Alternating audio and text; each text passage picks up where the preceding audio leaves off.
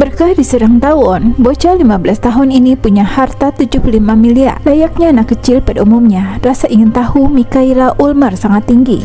Saat ada hewan terbang berukuran kecil dengan bunyi berdengung, bocah berusia 4 tahun itu dengan sengaja memegangnya. Jelas ia tersengat dan tangannya bengkak. Ia pun menangis kesakitan.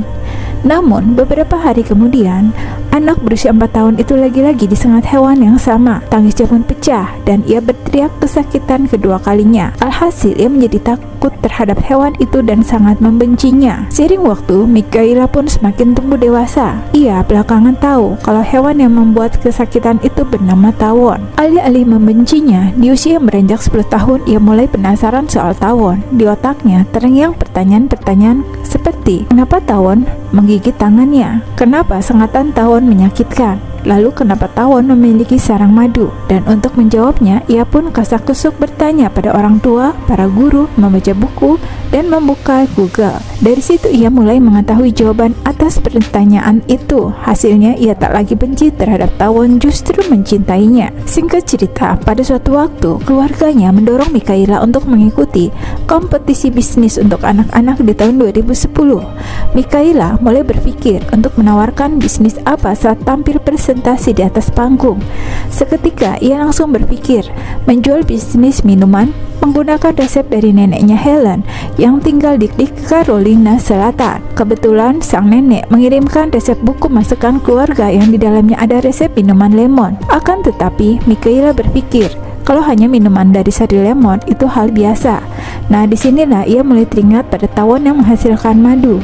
Alhasil, ia pun mencari madu dari sarang tawon untuk dicampurkan ke dalam minuman lemon. Michaela lantas menamai bisnis minumannya itu dengan nama Biscuit Lemonade, yang kemudian diubah menjadi Me and the Beast Lemonade.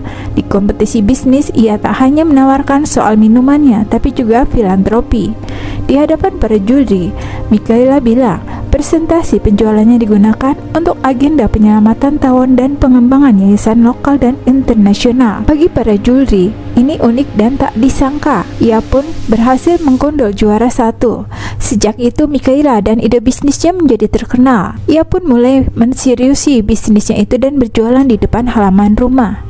Seiring waktu, di usia 15 tahun, bisnisnya semakin berkembang usai mendapatkan investasi dari Shark Tank. Mengutip dari situs Entrepreneur, para investor memutuskan untuk menaruh saham sebesar 116 miliar rupiah.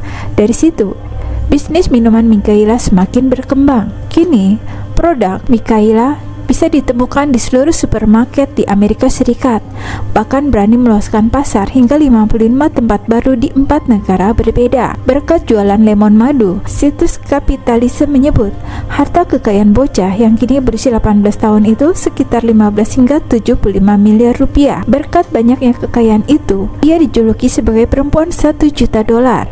Tak lupa dari keuntungan dan kekayaannya, ia selalu menyumbangkan 20% untuk amal. Bagi mayoritas orang, terlilit hutang membawa kesengsaraan. Bahkan, ada pula orang jatuh miskin akibat banyak hutang. Namun itu tak terjadi bagi Walter Hahn. Keberadaan utang justru membuatnya punya ide untuk menarik pembawa berkah. Lalu bagaimana ceritanya? Jadi bermula ketika Walter Hahn punya utang sebesar 15 US dollar kepada temannya, seorang juru gambar bernama Chapin. Utang tersebut bermula saat Hahn meminta Chapin membuat ilustrasi gambar. Namun ketika ilustrasi sudah selesai, Hahn tidak membayar jasa Chapin. Singkat cerita, selama bertahun-tahun Chapin pun tak menagih haknya itu pada Hahn, dan Hahn pun santai-santai saja, seolah tak memiliki hutang dan sibuk membuat banyak proyek penelitian. Hahn adalah seorang insinyur yang super sibuk.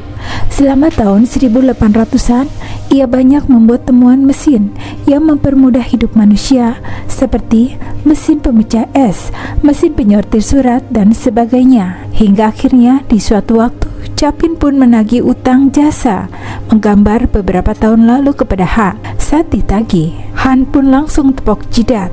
Masalahnya, tagihan datang di waktu yang tak tepat. Ketika itu, Han yang berusia 53 tahun sudah tak lagi kerja. Ia sudah pensiun sebagai insinyur dan tak lagi memiliki pemasukan. Usaha Han untuk membuat nego perpanjangan waktu pembayaran ditolak tegas Chapin. Ia butuh uang dan mendesak Han membayar utangnya tersebut. Di tengah desakan dan rasa frustasi itu, Han tiba-tiba mengambil sebatang kawat yang kemudian dipelintir hingga menjadi semacam penjepit. Penjepit itu yang kini disebut peniti, atau dalam bahasa Inggris dikenal safety pin. Meski terkesan sepele, Han memandang batang kawat yang dipelintirnya memiliki bentuk berbeda, lebih modern dan lebih kuat dibanding peniti kuno. Alhasil, ia memberanikan diri untuk mengajukan temuannya ke lembaga paten. Tak diduga, pengajuannya pun diterima.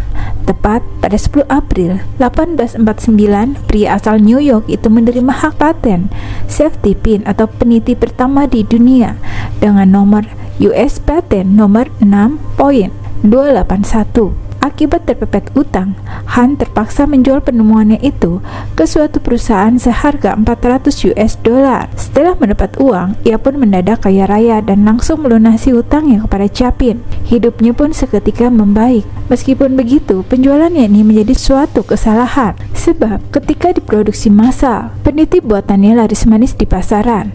Pasalnya, peniti memiliki banyak kegunaan, dari mulai mengencangkan semua pakaian dan komponen perhiasan. Perusahaan itu pun cuan besar, sedangkan Han tidak pernah mendapat keuntungan sedikit pun atas penemuannya karena sudah menjual hak patennya. Han meninggal pada tahun 1859. Ia tidak menerima uang dari penemuannya itu. Meskipun begitu, seluruh dunia mengetahui bahwa peniti yang kita kenakan sehari-hari adalah hasil dari penemuan Walter Han yang terjerat utang.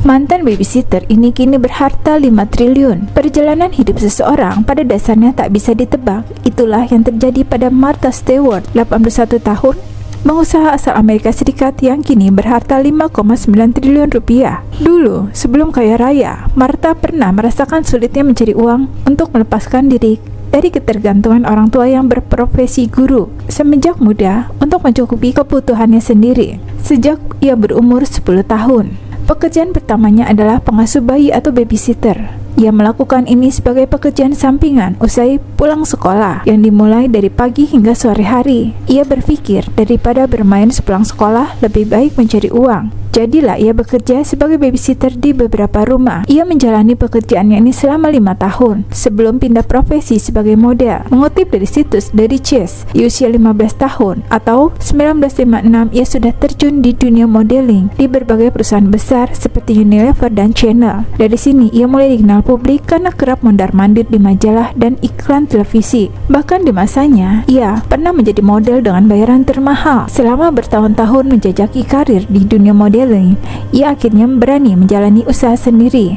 Dan di tahun 1977 ia memulai bisnis catering bermodalkan resep rahasia ibunya. Tak disangka bisnisnya laku. Tercatat, ia pernah masak untuk 1.500 orang dalam satu waktu hingga menghasilkan miliaran rupiah dari usaha tersebut. Bisnis cateringnya pada akhirnya menciptakan jalur lain dalam karir Martha Stewart, yaitu menjadi penulis buku. Buku pertamanya berjudul Entertaining, diterbitkan di tahun 1982, terjual sebanyak 625.000 kopi. Sejak itu namanya dikenal sebagai celebrity chefs. Juga penulis buku masakan yang kini sudah menulis 87 buku. Selain menulis buku, ia juga membuat media bernama Martha Stewart Living Omnimedia. Media itu mencetak majalah mengenai gaya hidup dan memasak. Martha Stewart Living di tahun 1991. Ia kemudian menjadi CEO dari media sendiri dan disinilah ia mulai kaya raya. Terlebih, usai perusahaannya itu go public di tahun 1999, penawaran saham yang tinggi membuatnya menjadi miliarder instan hanya dalam sehari. Dalam situs resmi pribadinya, Martha mengakui kesuksesannya itu diraih berkat upaya rendah hati dan semangat untuk belajar. Beranjak dari ketidaktahuan, membuatnya tidak mengenal waktu dan batasan untuk belajar. Alhasil, ia terus belajar setiap hari dan mengajarkan materi yang didapat supaya bisa terus paham dan ilmunya tersebar luas.